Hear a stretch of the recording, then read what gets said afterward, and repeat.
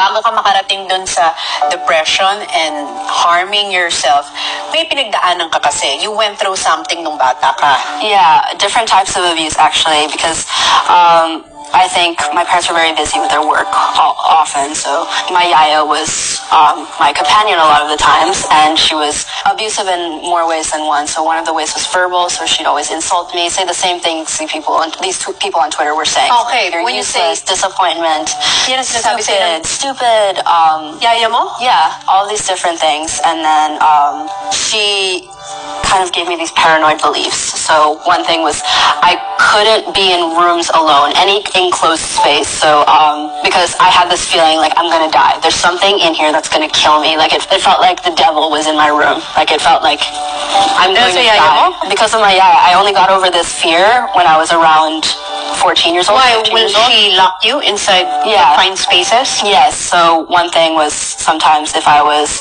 supposedly bad or anything like that, or if I was crying or anything to try and get me to stop, she would get like a stuffed toy and she'd say, this stuffed toy is gonna kill you. It's gonna do this to you and that to you. She put the stuffed toy in the closet and she'd lock me in the closet. And then I was a toddler. I was like 3 years old, so I would always think like, this stuffed toy is really gonna kill me. I'm gonna die. I'm gonna die. I'm gonna die. Did you ever tell your parents what you were going through? When I was older, because at the time I didn't realize it wasn't normal. It was all I had known for a while because I was a toddler, and I didn't realize this wasn't a regular move or anything like that. So I remember I casually mentioned it to my first grade teacher, and then she told my parents, and she said like, this isn't okay, like you need to get help, blah blah blah blah. And kinausap ka ng parents mo about it? Yeah, they told my parents. I think that was the first kind of taste of like my parents finding out something about my yaya. But I only fully told them everything when I started going to therapy, and I realized, okay, wait, this wasn't normal, that wasn't normal, this wasn't normal. Parang yung kinukwento sa atin ni Emman ngayon is also an awakening para sa ating mga parents. Na yung kung saan natin iniiwan at kung sinong nag-aalaga sa mga anak natin, malaki din ang nagiging impact nila sa personality at pagkatao ng mga anak natin. Yan ang magiging childhood memory nila. So kung ano ang ginagawa ng yaya or ng guardian, magkakaroon ng malaking impact yon. So paano yan naka-affect sa mental health mo growing up? Na naging malaking influence yung yaya. Kasi sinabi mo, naging verbally abusive siya sa'yo in a way? Yeah. She puts you down the way she speaks to you? Yeah. Physical? What kind of physical was done to you?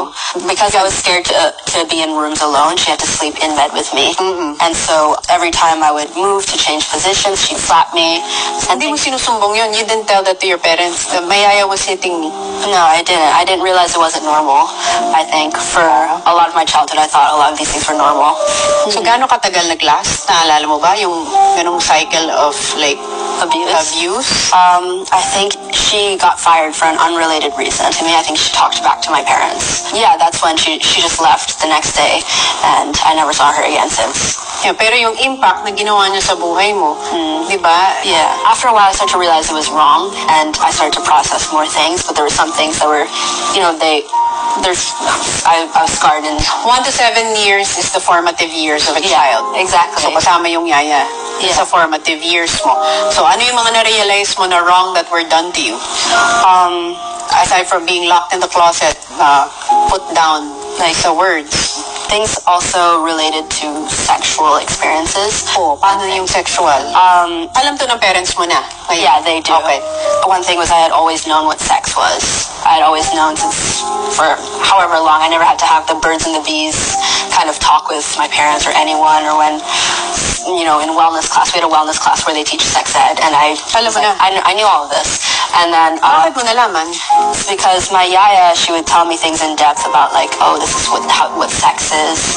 This is like, all the different details, and then like she'd make me watch porn with her. Bakit nanonood ng porn ng yaya? Babae yung yaya? She's a girl, yeah, Nanonood siya ng porn? Yeah. With you? Yes. How old were you? As a toddler, like 3 or 4 years old. Oh my God. And then one of the Wala alam ng parents mo dito? Because they were working. Yeah. The sexual experiences were the first ones that I kind of realized this is not mali. Yeah, because those are kind of more established boundaries as you grow older. Yes. But yeah, and then I think more of the emotional, verbal ones Kaya ka nag-therapy. Yeah, in therapy. Kasi marirealize mo yun as you age.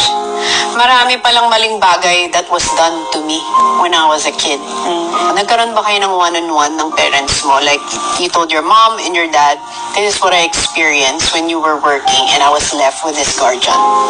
Nasabi mo yun sa kanila? I never told them just like this, all in like an hour-long conversation, but it was always I'd mention bit by bit, she did this, she did that. It was slowly as I was trying to figure out different bad things that she did, I slowly tell them more and more and more and more. Anong sabi ng parents mo?